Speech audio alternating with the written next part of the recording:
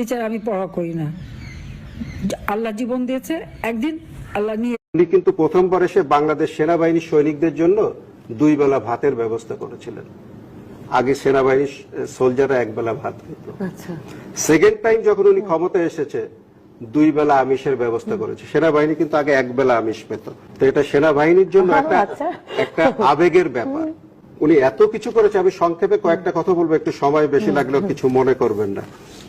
আমাদের একটা নতুন সেনানিবাস তৈরি করে দিয়েছেন সিলেটে 17 ডিভিশনের জন্য, 10 ডিভিশন রামুতে, 7 ডিভিশন লেবুখালীতে, 3টা ডিভিশন কম্পোজিট ব্রিগেড যমুনা নদীর পাড়ে 90 কম্পোজিট ব্রিগেড, পদ্মা নদীর পাড়ে 99 কম্পোজিট ব্রিগেড।